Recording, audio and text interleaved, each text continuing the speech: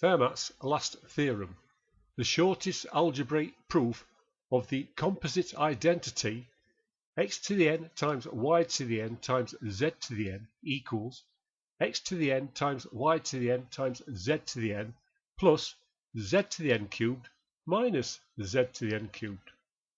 My motto? Plain honesty, simple truth, easy understanding, the joy of finding things out for yourself.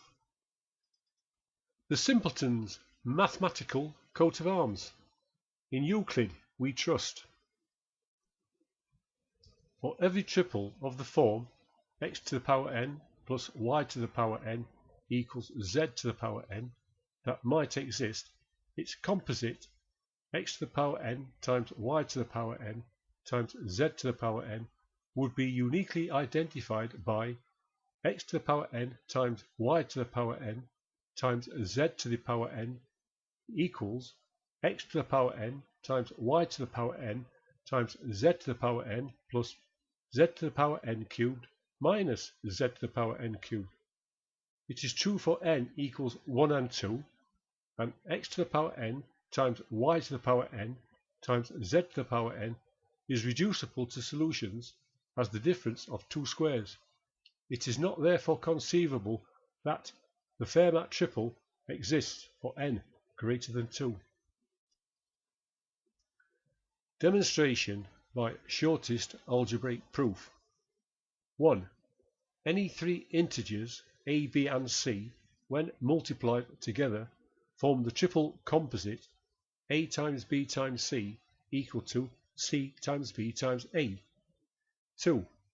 However, if and only if c equals a plus b, so that b equals c minus a and a equals c minus b, does 3.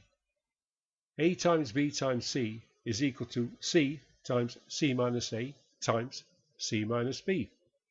Therefore, a times b times c is equal to c squared minus ca minus cb plus ab, all multiplied by c.